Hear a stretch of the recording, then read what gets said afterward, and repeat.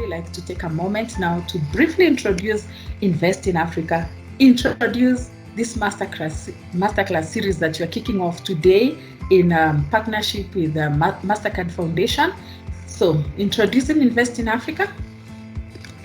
We are, first and foremost, we are working with a vision of prospering African economies, and we have a very ambitious target of creating 250,000 jobs by the year 2025. And to do that, we are working to link MSMEs to at least $1 billion of contracts by this time, by 2025, because we believe through accelerating trade, we will be partnering with you to create the much needed jobs for our economy. We are a leading Pan-African investment and trade accelerator, and we coordinate efforts across sectors in an ecosystem approach to achieve greater skill, to achieve greater impact, and to be able to have replicability than if we were just acting as Invest in Africa.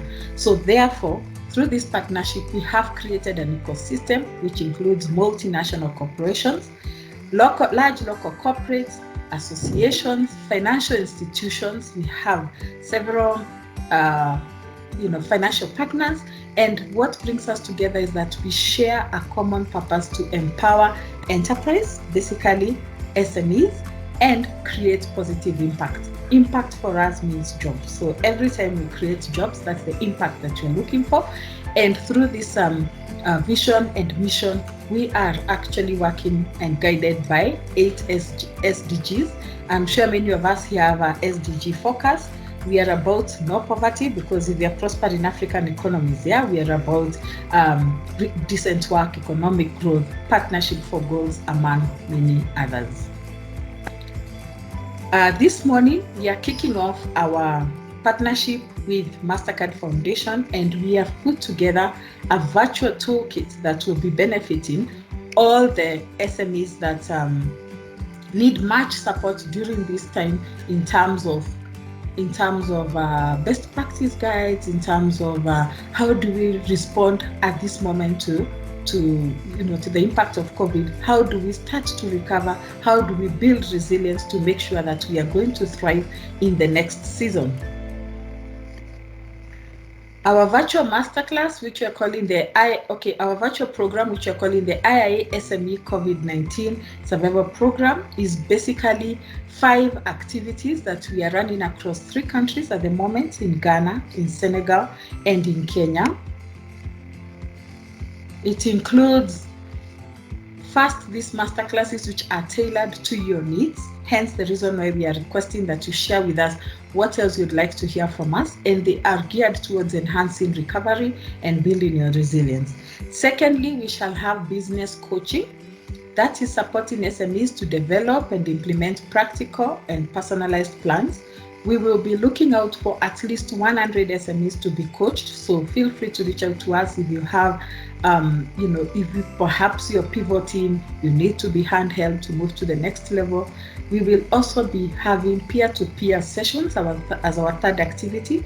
And basically, whereas masterclasses and coaching, we are being supported by experts, peer-to-peer sessions will give us an opportunity through very well-matched circles to facilitate linkages between SMEs, to facilitate peer learning, and to create mentorship circles so that we can learn from each other, as well as enhance business opportunity with one another. So further activity is that we'll be having our Knowledge Academy, our toolkit, which some of you are already engaging with. So this is an interactive multilingual resource center that we have built, that we have put together best practice business guides and resources, both from Invest in Africa, from our partners, as well as general resources. So we have put together these resources for you to access. Make sure you're in touch with us so that we can share with you the link. It is absolutely free of charge. It is in English, it is in French, it is in Arabic, and in Portuguese. So we have catered for every language that you would be interested in. Feel free to interact with us.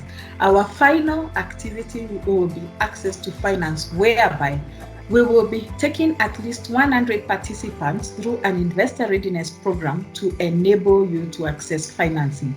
So perhaps you're already ready for financing, and maybe you need one or two things that you need to get ready for. Is it putting together your cash flow statements?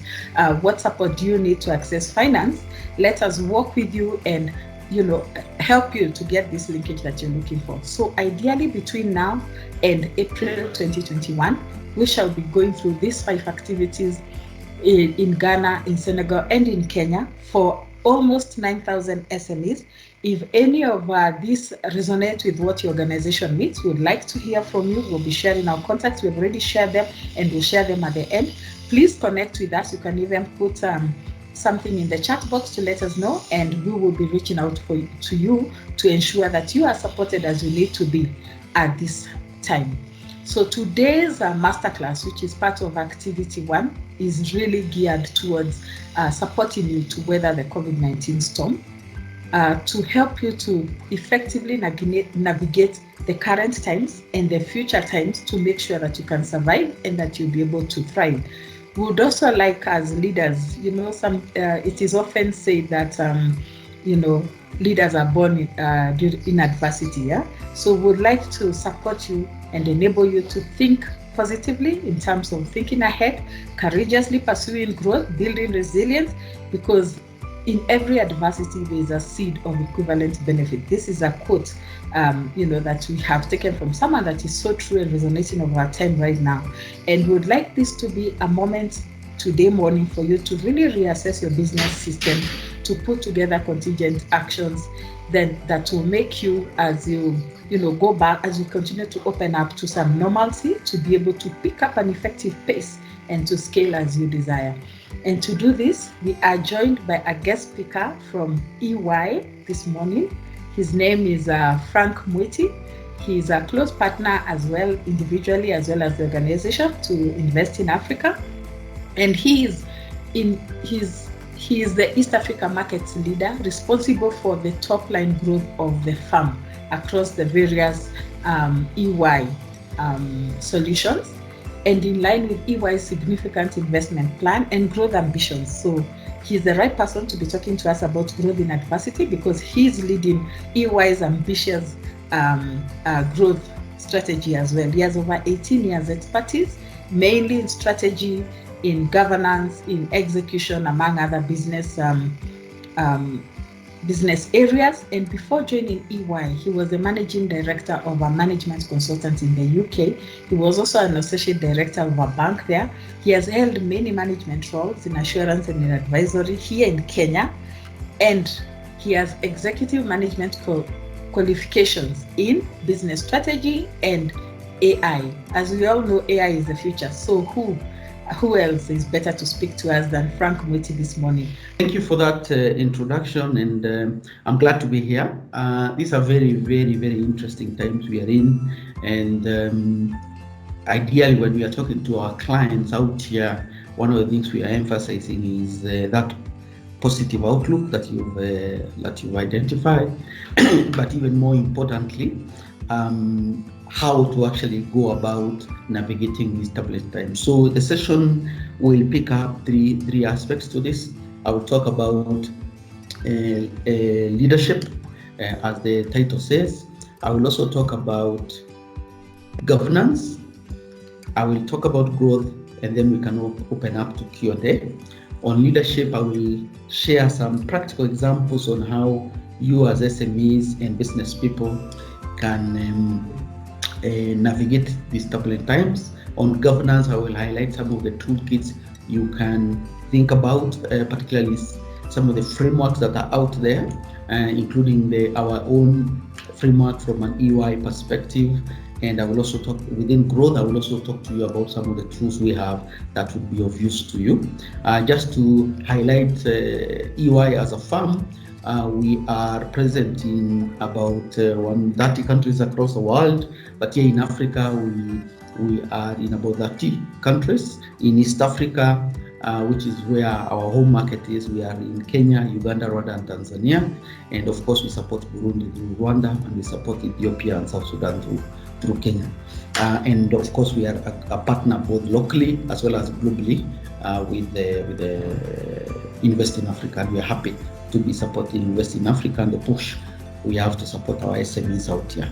So I will start off fairly quickly on leadership, and I will start off by saying we are actually witnessing something that started almost 5 years ago. We are in a cycle that is undergoing three fundamental forces that will continue to shape not just our own personal lives, but even our business lives, and that's likely to go beyond our generations as we sit here. There are four things. The first one is the huge shift in economic power that you're aware. For example, there's a huge rise in the economies of the East, Asia Pacific, China being a key one, India the other one, and that is also causing dislocation with the normal world order that we're used to, and that is going to continue to evolve and cause a lot of dislocation going forward.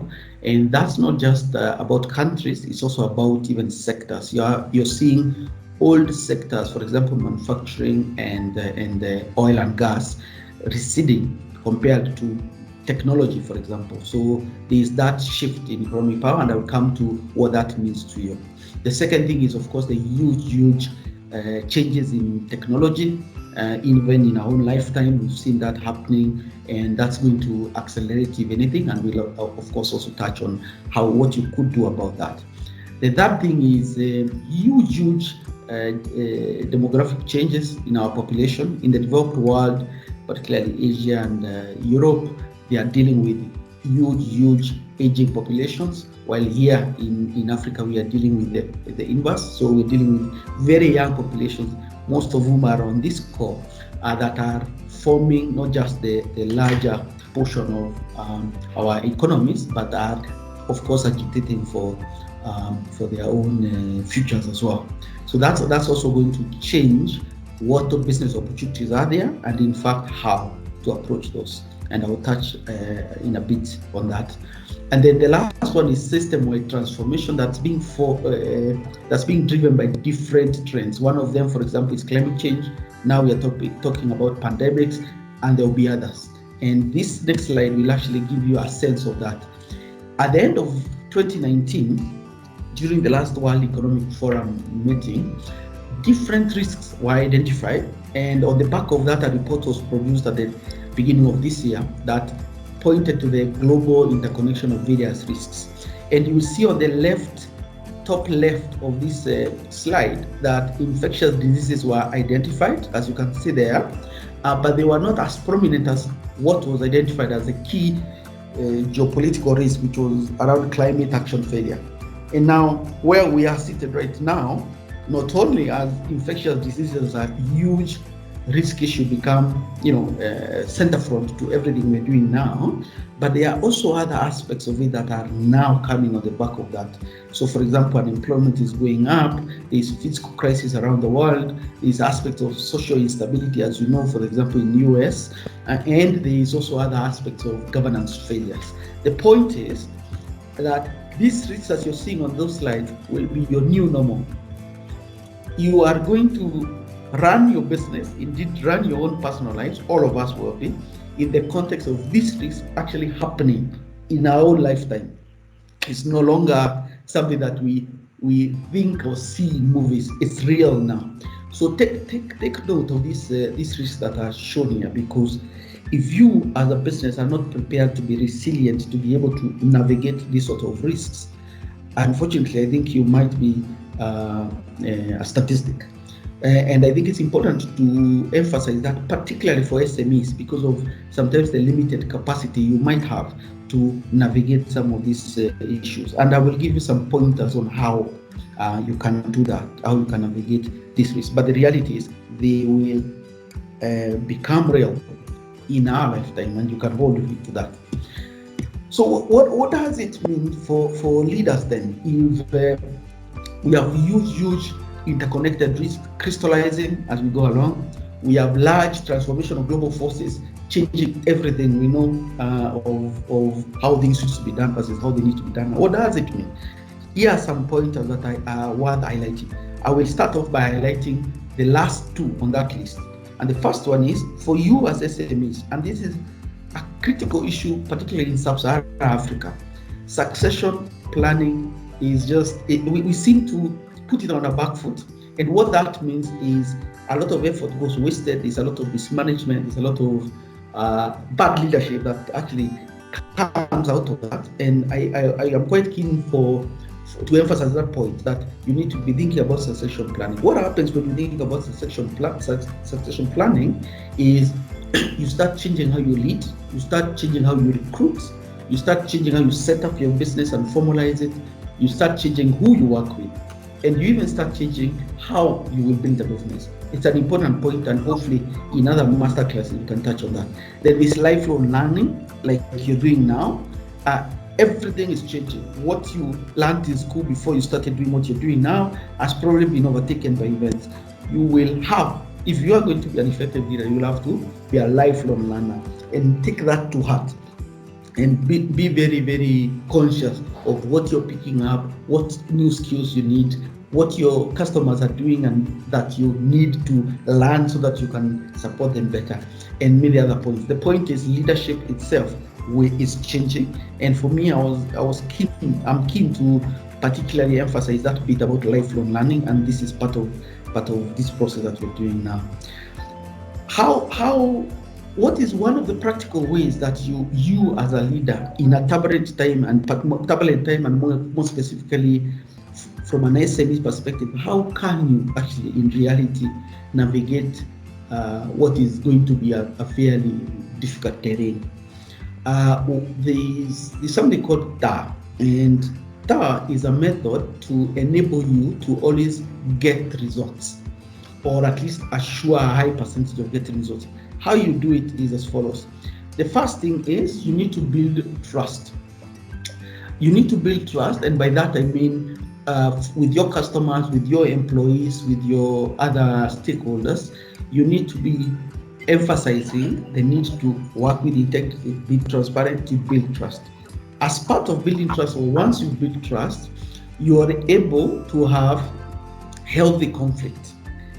Remember, we are in a turbulent time. Is going to be definitely dislocations in a lot of the normal ways of working. So you want it to get to a point where there will be conflict for sure, but you want it to be a healthy conflict. So you can't have healthy conflict if you don't have trust. So you first build trust by having integrity, being transparent, being open and sincere and authentic. On the back of that, you can then have conflict, but a healthy conflict. Healthy conflict, for example, with your customers who probably are complaining about service levels.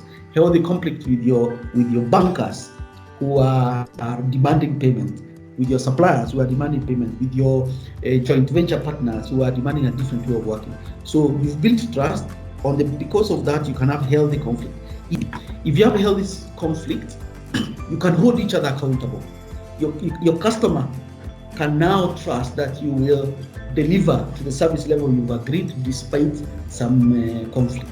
Your suppliers can agree to work with you because you've had healthy conflict and based on trust, and so you can start holding each other accountable, and you can also be held accountable. If you have healthy conflict, you drive accountability. Once you drive accountability, then you will be able to achieve results. So again, just in summary, you build trust. On the back of trust, you can then have healthy conflict. If you have healthy conflict, you can drive accountability, and accountability always gives you results. So even your SMEs and in your business life, potentially even your personal life, if you're not using this sort of method, you are likely to find you're not getting results.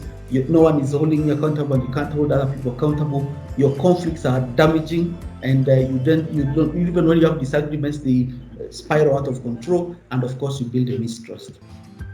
The second thing that is worth highlighting from a leadership perspective is, in turbulent times, you now have to build the discipline of being able to anticipate the second and third order consequence of your decision. Let me give that a practical example using a ball. If I was holding a ball here and I dropped it, almost all of you on this call will tell where it will first bounce. If somebody is not on mute, please. If you're not, do you mind going on mute? Thank you. So if I had a ball here and I dropped it, almost all of you would know where it will bounce fast. What you won't know, or most of us won't be able to know, is where it will bounce the second time and the third time. Similarly, in leadership, you need to train yourself to know what will happen 2 levels or 3 levels down the road after you make the first decision. The decision could be, you say, I'm going to give credit to my suppliers. That could be a normal decision, and you know what that means initially. What you may not know is what is the impact of that 2 or 3 levels down the road. Similarly, of course, to if you do it, for example, by saying, I'm not going to give credit to my customers. So leadership will require you, particularly in turbulent times, to train yourself how to understand and anticipate the second and third order consequence of your decision. Everybody will almost certainly know the consequence of the first decision they make, that first decision. But 2 levels down the road is a tough one. So you need to train yourself on that. Turbulent times requires you to also have your eye on the detail, that's the microscopic view, and to have an eye on your long distance vision. So keeping a telescopic view or perspective on the decision you make. So for example, you might right now be saying, I need the detail on how am I performing, how is my business performing, where are my sales, how are my customers. But the telescopic view would be saying, 3 months down the road, will I have identified more customers and onboarded? Will I have rolled out new products? Will I have rolled out new services? Will I have formed new partnerships? So you need to keep a microscopic view of the things that are happening now, because there's a lot of changes, but also a telescopic view of things to come. The last bit to mention, of course, is at the center of leadership is service. And you cannot have proper leadership if you're not empathetic, whether that's to your employees, to your customers, to your other stakeholders, and similarly to also put yourself forward and lead by example by being very realistic and authentic around how you support your own business and of course the stakeholders around that. So selflessness and empathy are at the center of leadership, particularly now. You can imagine empathy in the sense of you might have to lead people. How do you do that in a humane way? Or you might have to cut people's pay, as an example. How do you do that? You might have to reduce the quality of your products, maybe. I'm not saying you should. And how do you do that in a way that doesn't affect your leadership? The point is, empathy and selflessness are at the heart of leadership. There are some points here to give you a sense of how you transition from where you are towards even a more robust leader from wherever you are. Part of it is, of course, as I say, to accelerate your learning in the sense of embracing lifelong learning and doing that in a way that aligns with your strategy. It's also, of course, making sure you build a team that makes sense for your business and your strategy, but even more importantly, also to see the environment you're in is made up of the quality value partners that you want to have. The point is, if we can go on mute, please. I seem to be, I think it's David Elephant who's not on mute, please. Go on mute. But the point is that you need to embrace lifelong learning to support your leadership. Let me move very quickly on some aspects of governance that I would want to share that I think are relevant for SMEs. It goes without saying there are certain principles of corporate governance. SMEs really need to embrace this because it will drive the sort of business you build, the sort of financing you can access, the sort of team that you can build, among other things. Integrity, accountability, as I said, compliance with laws and regulations, that's typical principles of corporate governance. It doesn't matter whether you're an SME or a big corporate, these are there. Even as in a firm, these are principles we prescribe to.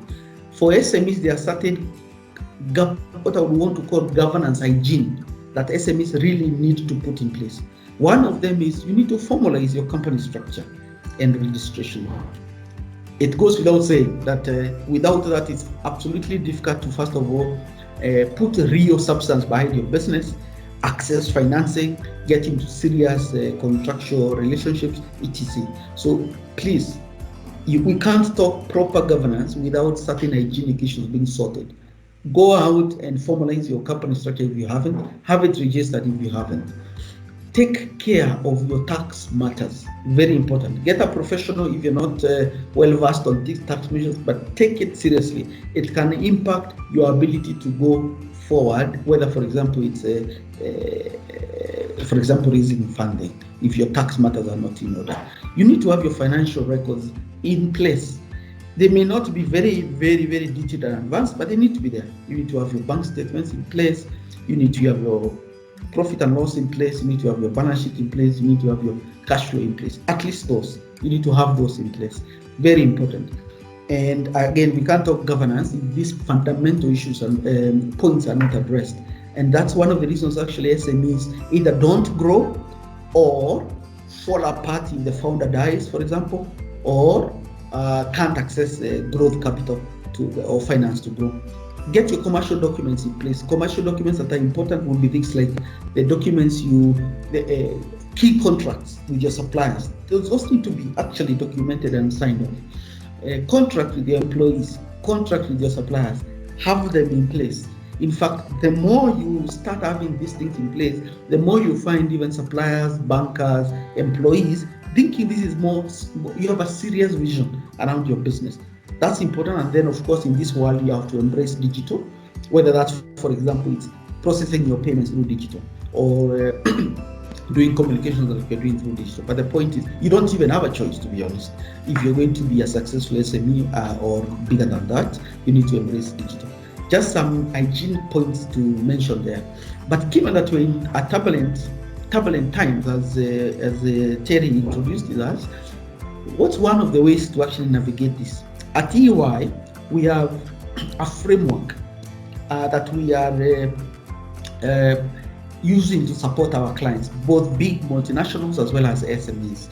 And this is the Now, Next and Beyond framework. And within it is something called the Enterprise Resilience Framework.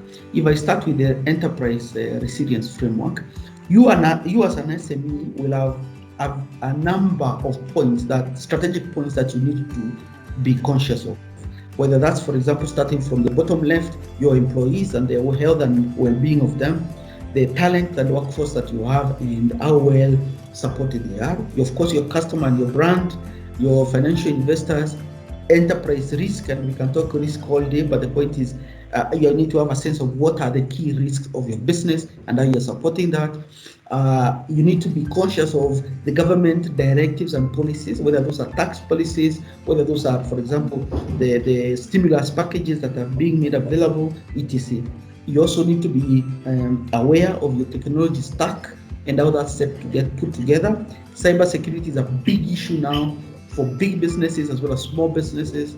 You need to be aware of that and, of course, embrace the principles around that.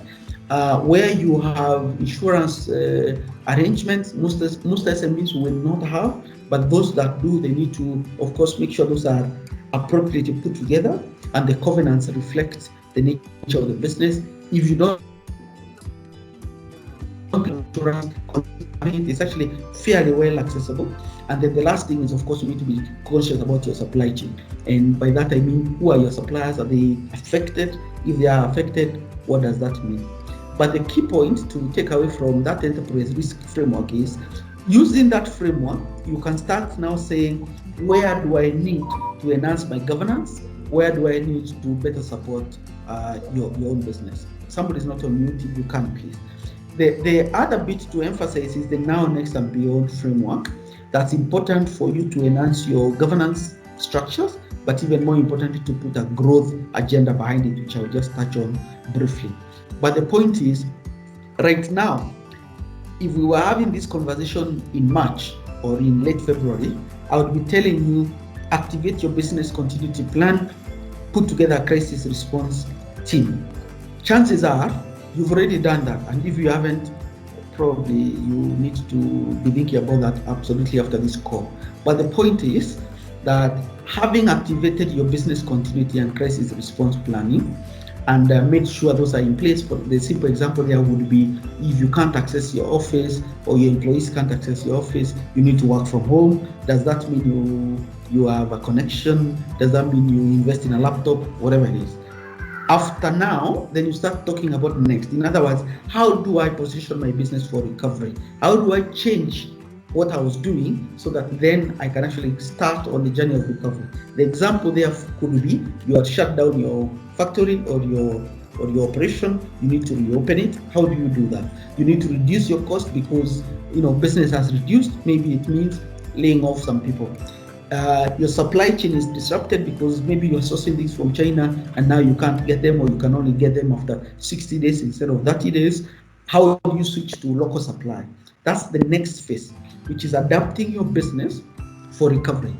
Then you move to the beyond phase, which is the growth phase and the long-term value phase. This is where you're saying, how do I repurpose my business? Maybe I stop producing X, I now focus on producing Y for the long term. Maybe I start doing partnerships with other entities to change how to grow my business going forward. So I've mentioned the now phase, which was stabilizing your business, securing it, making sure your people are safe. Next phase, which is igniting recovery, restarting your operations, re-engaging with your customers, checking maybe what other investment you might have to do in terms of reducing costs or indeed doing some initial investments. Then the beyond phase, which is where you ought to be now, is how do you build for long-term value? And I've given examples there. I'll share these slides after, but the point is now it's repurposing your business. And when I talk about growth, I will touch on aspects of how to reframe yourself for the future, which is essentially where you ought to be now, because we've been in this crisis for quite a while now. If you're not in the beyond phase, it means you're still on the back foot, and that might not be the best place to be. I will not spend a lot of time on this other detailed dive into the now, next, and beyond framework. Perhaps just to highlight again that it's also centered around leadership and communication, specifically around the resilience. I've mentioned health, employees, customer, financial investors, etc. But the key point is, if you are not in this phase here, if you're not in this phase, the beyond phase, you're on the back foot. You really need to hasten and make quick decisions to enable you to start now thinking about the future, the beyond phase. The crisis has been going on for a while now. We'll be in it probably for a while if some of the media reports are anything to go by. So forget about purely just saving your business. It's now about repurposing it for growth, which is where we as both the EY, Masterclass, and of course Invest in Africa are keen to support you. How do you shift your business to grow? And that's the next phase I'm going to talk about, which is about growth. So under growth, there are three things I will cover. I will cover what the mindset you need to keep.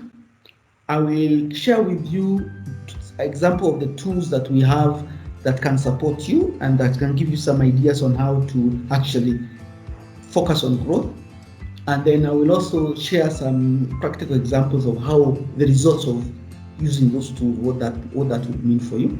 And obviously then we can open up to Q&A, which is perhaps the more value-adding session of it. So to start off with on growth, the first thing is you have to maintain a trading mindset. And that's not just some phrase I'm putting out there. It's a real principle. When we are talking to big banks, big corporations here, this is the very thing we talk to boards and CEOs and other C-suite members about, maintaining a trading mindset. What does that mean for you as an SME? The first thing is you have to be bold about your ambition, and you need to tell people about your ambition.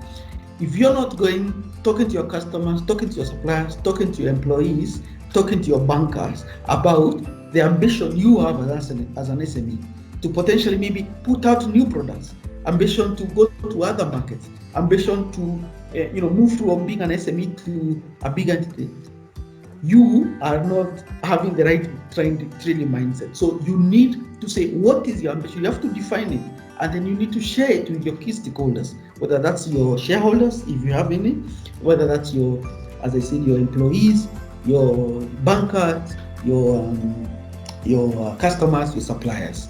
They need to know your ambition. What that does is it makes you conscious of the gaps you have on how to shape your growth. So if you haven't defined your ambition and shared it with people, either you don't believe in it or you probably don't have long-term visions. So create an ambition, share it with the people that matter. Number two is you have to be resilient. What that means is this thing is not going to be for the faint-hearted. So you need to be, please go on mute if you're not talking. So you need to be resilient and you need to be empathetic. Empathy I've already mentioned. For example, you need to be empathetic to your employees. You need to share with them your ambition, but also share with them the reality of the business and see how you can work together. And then that thing is you need to be very, very, very focused on building quality partnerships. Those could, for example, be partnerships where you get work or subcontracted to you, or partnerships where you're subcontracting to other people, or it could be partnerships where you're going to market together through a joint venture. You need to be aware of the grants that are out there and the stimulus packages that are out there. And I know in a different masterclass, we can get into a bit more detail on the partnerships, grant opportunities, and stimulus packages that are out there for SMEs, depending on the sector you're in. You then need to redesign your go-to-market strategy.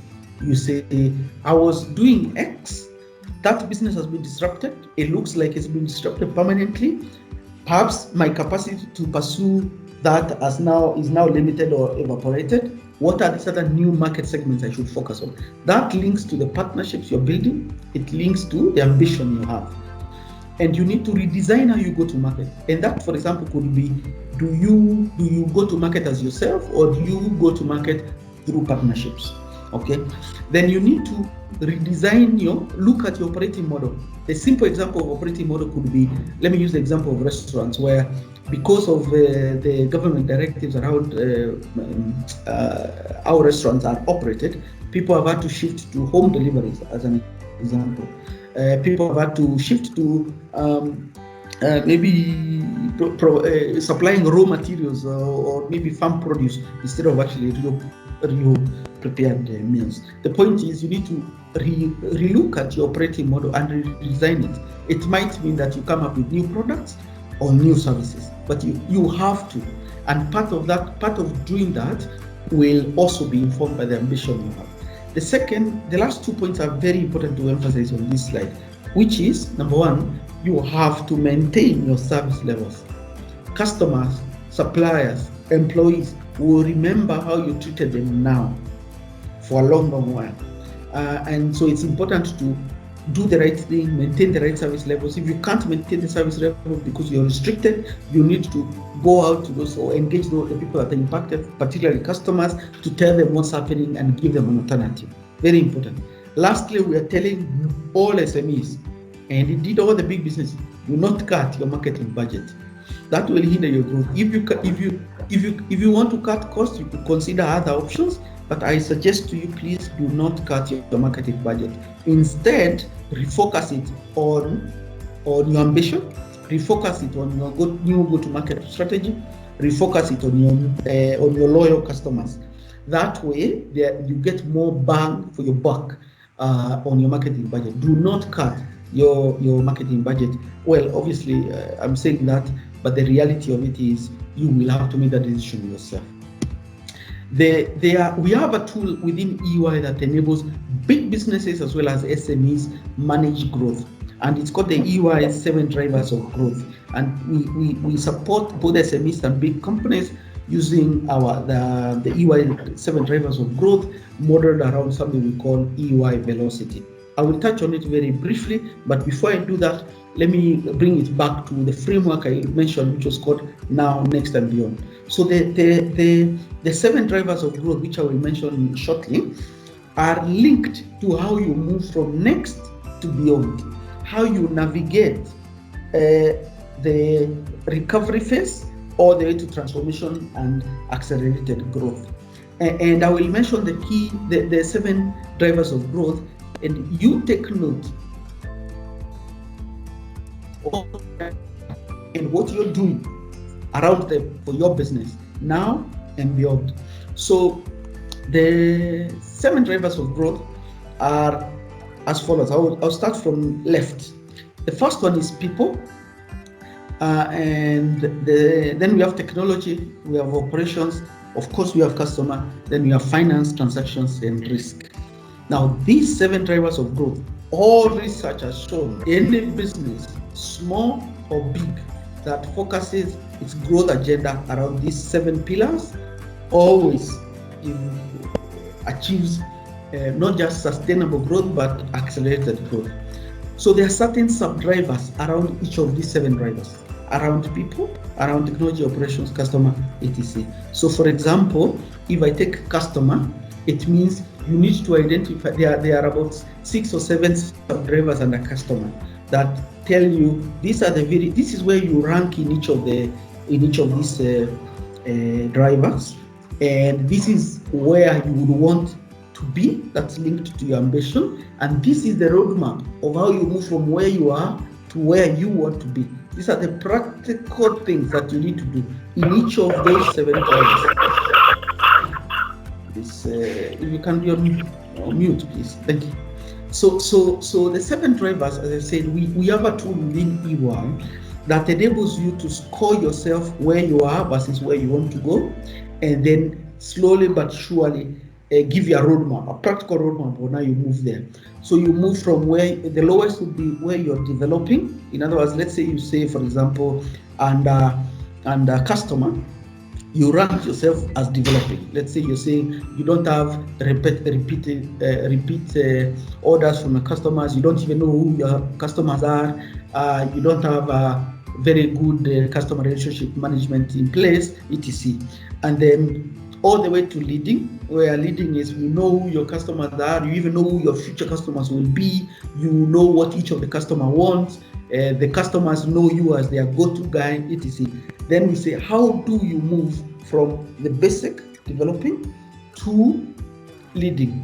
And we do this, as I said, both for SMEs as well as big corporations. And it gives you practical roadmaps on how to actually accelerate. But the key point, at least even without doing the session, is these are the 7 drivers that every business anywhere in the world is focusing on to drive growth. The question is, what are you doing for each of these pillars? What are you doing to get funding and finance? What are your real plans to get funding and finance? What are your real plans to identify the risks you need to manage and to put in place ways of managing those risks? What are your real plans around embracing digital tech and data analytics? What are you doing about it? What are your competitors doing about it? If you're not doing any structured work around these 7 drivers, growth is going to be patchy or unlikely, or you're just going to have hit and miss. This is an example of how you could rate yourself. As I said, we are not doing the session now on the EY 7 drivers of growth. It's actually, it require quite a stretch of time to actually scale map each of you. But the point is the 7 drivers of growth tell you where you are. So for example, in this scenario I've given here, a customer might rank themselves as developing, and after we run the session mapping that to the ambition, we say this is where you would be if you did X, Y, Z, and then you go out and start doing those X, Y, Z steps, the roadmap essentially, to get you to where you want to be.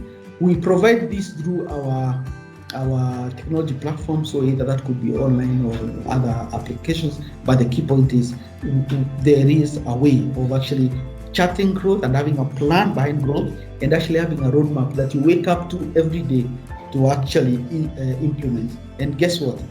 Every business that we've sat with and chatted this and helped them come up with this roadmap, they've gotten their growth matters in order. This is just an example of some of the output, just an example of an output from that growth process. It enables you to close the gaps. It enables you to identify what is the most urgent thing you need to fix. It also enables you to score what is the most important thing you need to assign more resources to versus others. The point is, on the back of the 7 drivers of growth, you will have different sub-points that you then link into. And on the back of that, there will be a practical plan that comes out of the tool that then you can use to to drive your growth across all the seven pillars. This is just an example of an output from it. I will not dwell much on that. Let me just spend 2 minutes or less on this crisis management solution that I think is important. It helps marry the leadership point we're talking about, the governance points I've just highlighted, and the growth agenda that is important for you as an SME. And it is this, that assume that you did the right thing as early as February, if not earlier, to activate your business continuity plan. And in that sense, you did a risk assessment, you knew what needed to be done, you communicated to whoever the stakeholders were on what you're doing about your business. And then sometime in, let's say, June, you are in the middle of protecting your business, you secured your liquidity, you identified alternative ways of getting your supplies if your supply chain has been disrupted. You talk to your bankers to give you better rates or to restructure your current financing. You looked at all your key contracts and put those in order, renegotiated some. Then, if you did that, you would now be in phase 3, which is now you are talking about how you return to growth. And you would be doing that in 2 ways. One, as I said, you'd be saying, how do I change my go-to-market strategy? And then number 2, you'd be saying, how do I change the operating model that I will use to now build the business going forward? And if you had done all that, right now we'll be talking about you are in the middle of implementing your growth roadmap. Now, truth be said, not everybody will be at that level. And I guess part of this conversation then is, what are some of the things you need to do quickly now if you are not on this sort of plane to make that happen? So to stabilize your business, to secure it for now, and then more importantly, to position it for growth. And what I'm trying to highlight is, one, you will need to first embrace leadership in a very challenging environment, and I've given you some hints on how you do that.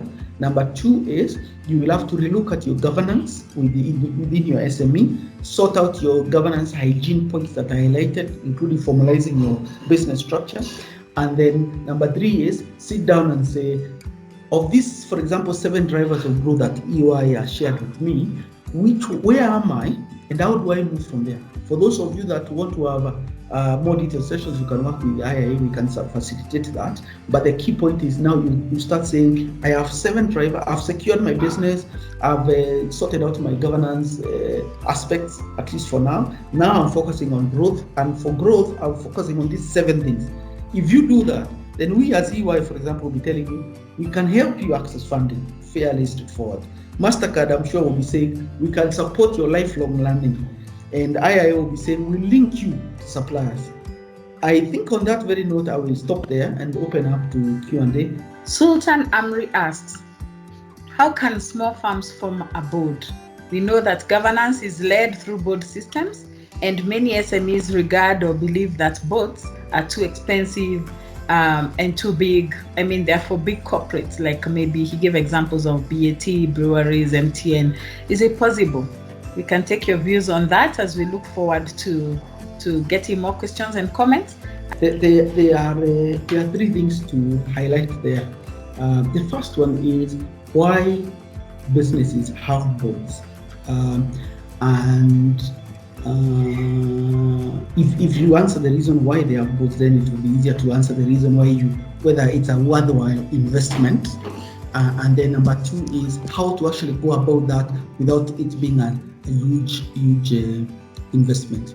So the first reason, I think the first point is fairly straightforward, which is businesses have boards, but not just because of oversight, but to bring certain disciplines and know-how to an existing enterprise. So what that means is SMEs can do 2 things. They can, one, if they don't want to invest in a board, they can have a panel of advisors that they go to.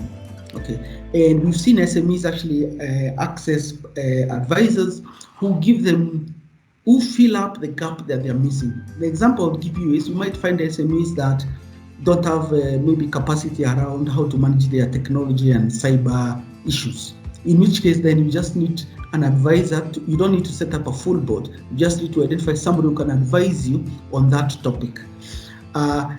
Number two is actually, if you set up a board, even if it's not a very elaborate one, if you set up a board that is meant to move you from point A from point B, and you chart the business case for it, you will find that it's actually an investment like any other, and it can give you return. So do not shy away from, it's a board, it's expensive, I should not have one. Rather say, one, what am I missing that I need? So that could start off with just a simple advisor that you get. The second bit would be, if you really do need a board, how can you get one that justifies its return on investment? So that could be, it enables you to deliver your business development plans, it enables you to access financing, it enables you to access new partnerships. So it becomes an investment rather than an expense. See it that way. There will be organizations that of course are mandated to have both. So for example, public companies, but think that's separate. Think of it as an investment for yourself, as one of the reasons to get there. You don't need, one of the other points I think I should also mention is, you actually don't need a permanent board. You can also have a temporary board, and we can share other practical ideas on how that can happen. Hopefully I've kind of responded to the point that you're raising. It's an investment for growth rather than an expense. Thank you, Frank. So another question is, when going through the wave, you have assumed that we took particular steps in wave 1 and 2. If that didn't happen, how does it affect the rest of the curve? Okay, good question there. So the now, next, and beyond framework, in some ways needs to be implemented in a given way. However, to come to your more specific point, if you haven't gone through certain stages, what to do? The first thing is to do a situational assessment. That should be fairly straightforward. After this call, Terry remind me, we can share with them a free tool that can enable them to actually do that assessment. It will enable you to identify the key gaps you have, and then you use that to quickly close the gap. Okay, so you need to, if you haven't done that, never mind. The point is, there is a way to actually stop gap that. And then number two is to then also work backwards. Say, had you done it, what would you be doing now? And then on that basis, you can then fill in the gaps with a certain aspect of structure. The last thing to mention is, you ought to already be comparing yourselves with other entities you want to be like. And that would give you also a sense of where you would have been compared to your competitors or compared to your peers. And that can also be the way to jumpstart the gap, or rather to close the gap if you have missed the, let's say, the now, next, and beyond of doing things. So the other two questions are related, so I'd like to just ask both of them and then you can take it. On the issue of the board, most commonly the board will be more experienced in an area. How do you manage and handle conflict of interest or even takeover by the board members? The second question is, interested in knowing how to appoint board members for accountability, but also how do we ensure that their presence does not interfere with our operations? Okay, yeah, got it. So the first one, which is about managing and handling conflict of interest or takeover from the board members. I think let's start off with, of course, you need to pick the right board members, and the way to pick the right board members is to first identify where you actually have gaps. So you're not just appointing people for the sake of it, but also the fact that you talk about conflict talks back to the point, the framework, the example framework I gave you about that, where I was saying you need to build trust. On the back of trust, you can have healthy conflict. On the back of healthy conflict, you can then keep people accountable, and then of course you can get results. So you use the same example, the same tool I've just highlighted here to enable you to manage that. Also, boards can have three types of board members in a board. You can have non-executive directors, you can have independent directors, and you can have executive directors. So for purposes of ensuring that the board is not taken over, as you say it, it's fairly straightforward. If you have independent and non-executive directors in your board, they actually do not have the executive power to essentially take over your company. Let's put it that way. So that's a fairly straightforward way to manage that. But again, I say the bedrock is to build trust and then use that to get to results. And then use the composition of non-executive directors versus executive directors. Typically, executive directors on the board will be the CEO, for example, would be the executive director. If you're very, very, very unsettled about certain people taking over the board, the CEO can also be the executive chairman. If you have an executive chairman as well as doubling up as the CEO, then it makes things much easier to manage. Now, about accountability and how to ensure their presence doesn't interfere in your operation, I think I've almost touched on it, Tendai, which is that you can appoint non-executive directors who will essentially not have executive functions within the operations of your business, and therefore they can't actually, both by contract and by law, they can't actually interfere with your operation. So again, to emphasize, non-executive directors, executive directors, independent directors, that is a good match on how you maintain a good dynamic at the board level. So another question is on the 7 drivers of growth, or basically generally around growth during this time. What about those who are in sectors that are already maybe most impacted either through some of the directives like social distancing? How can they get this positive outlook for growth in an industry that generally is difficult at the moment to grow? Right, yeah. I'm thinking, for example, about events, tourism, that area. Okay, yeah, so you're right. There are certain sectors that have been more impacted than others. So hospitality is one, air travel, tourism, restaurants, bars, all the stuff. Now, there are 3 things there. The first one is, I mentioned in the slide that there are certain grants and stimulus packages that are actually available for these sectors, okay? And it's important, particularly for SMEs, that you are aware of those and you access them. They enable you to ride out this storm a lot more comfortably. And more importantly, they also open up opportunities that would otherwise not exist. So there's that first bit of it. The hospitality sector has stimulus packages already available. The tourism sector even has social impact funds that are looking to invest in SMEs impacted by COVID-19. The other day, USAID announced a $10 million package for COVID-19 impacted businesses in Kenya that's available for SMEs to apply to. So the point is that actually there are facilities out there that you need to be aware of and to tap. But second thing is, part of the 7 drivers of growth actually enables you to also get a view on risk. By risk here, I mean risk, for example, to exit from a certain way of doing business or even a project and pivot to a different market or a different investment agenda. So the 7 drivers of growth will actually also enable you to appreciate the risks that you're in and how you need to pivot to grow, even in sectors that are heavily impacted. We are doing that, for example, for clients in the tourism sector, clients in the hospitality sector, clients in the manufacturing sector. So it's absolutely the same framework that you will use, and we're doing that not just here in Africa, but even globally.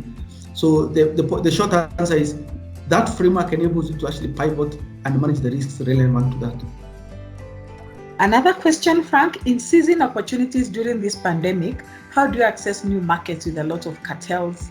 And then looking beyond strategically, how do you position yourself having ventured in new product lines? Over to you. Perhaps I may not have an answer to the cartel aspect of things. It's not something I'm close to in that sense. But let me mention 3 things related to seizing opportunity. The first thing to say is, particularly because I know there's quite a lot of youth that are on this forum, the first thing to do as SMEs and you this to actually absolutely embrace digital and tech. This will be your saving grace, because big companies are not very agile, and you are well positioned to learn new things that actually disrupt, as you call them, all these cartels you're talking about. So absolutely embrace digital. It will keep your costs low. You will be the one person in the room who understands some of these new things, and even more importantly, you have investors looking to invest in digitally enabled businesses in this market. So please be alive to that. The second thing is, one of the opportunities, or some of the opportunities we are actually seeing businesses pick up is actually on the back of disruption. So you're finding, for example, businesses that were highly reliant on sourcing raw materials or inputs from, let's say, other parts of Africa or indeed outside Africa, having to now look for local suppliers, local supporters, local content providers. So that's an opportunity for you. But you need to do the homework. No one is going to give you things just like that. So as with everything else, you have to wake up and do your homework. And part of it is what I mentioned about lifelong learning. So I've mentioned, number one, embrace digital for sure. Number two, look at the business that have been disrupted, even your own business that has been disrupted, and then say, if I were to solve this issue for myself, since I've been disrupted, how would I do it? How would I, for example, be able to do business with Tanzania, since Tanzania seems not to be affected by COVID-19. I don't know how true that is, but the point is, you need to embrace disruption as an opportunity area. The third thing is to also be very realistic about certain sectors that will navigate this better than others. For example, in the financial services space, what I would say is, if you look at some of the money that is going to be spent by development partners, whether that's the big ones like World Bank, or even some of the other entities like Masterclass Foundation that we're talking about here, or indeed people like DFID and USAID, they are putting money in healthcare, they are putting money in agriculture, they are putting money in education, as an example. So you also need to be saying, how do I follow the money, so to speak? Because that will inform probably the next 10 years of the budgets that are available to be spent, and how do you provide that? So I would say follow the money, embrace digital, embrace disruption as a source of opportunity, and of course, the stimulus packages you are talking about. So some sectors are struggling, or rather were struggling even before COVID, and now the SMEs are seeking to pivot, and they are looking for your advice or your insights into which are new growth areas that are thriving in this new era that they should probably consider as they pivot into new sectors. Over to you. Okay. Maybe I should start with that a quick answer, which is one of the largest growing opportunity market is actually training. Surprise. So all sorts of training, whether that's technical training or even normal education and all that. So I would say that's actually an easy one to pivot into, if in fact you have that background or specialization or certain knowledge. You can offer training. But I was going to say, there are actually three simple things I would actually highlight, which also speaks to what I already, the response to the previous question just before this one, which is that you really do need to follow the money, particularly from large development partners and government policy. And that will give you where the new growth areas will come from.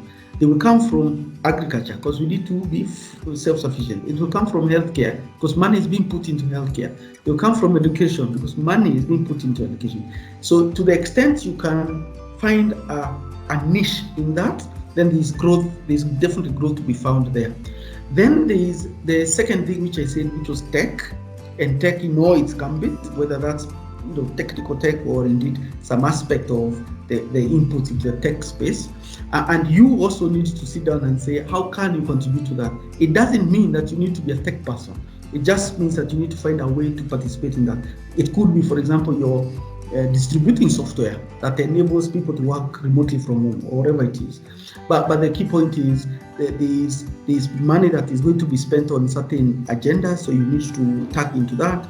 and then you need to embrace digital. The last thing I was going to mention is what I just highlighted before. You need to see disruption as an opportunity for you to actually grow your business.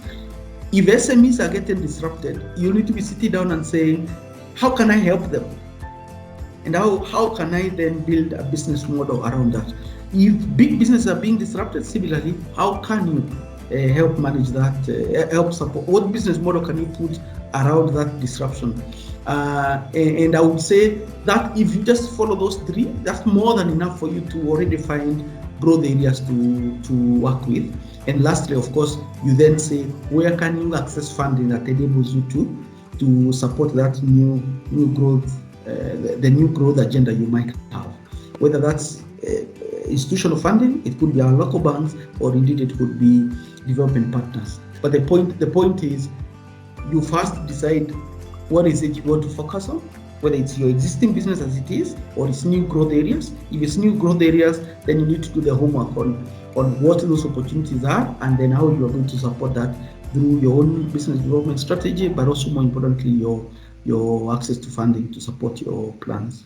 So I will share right now Frank's contacts. So that's his phone number, 0706-221-597, and you can reach him at frank.mwiti@ke.ey.com.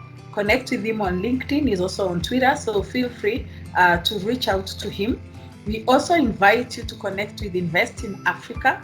We are on Facebook, we are on Twitter, we are on LinkedIn, we are on YouTube. Actually, you can also find many of these masterclasses on our YouTube, and you can reach us through our websites, www.investinafrica.com or www.biashara.now.com.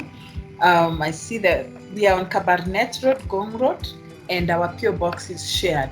Please feel free to reach out to us, especially on areas that you need further support, but also feel free to share this with your other SME network. We thank you, Frank. We cannot thank you enough for this session. It's been amazing. It's been a befitting first inaugural masterclass, and we thank you so much for your partnership, and thank EY for your partnership as well. So asanteni sana for all our participants and all the team members. Thank you for joining us today.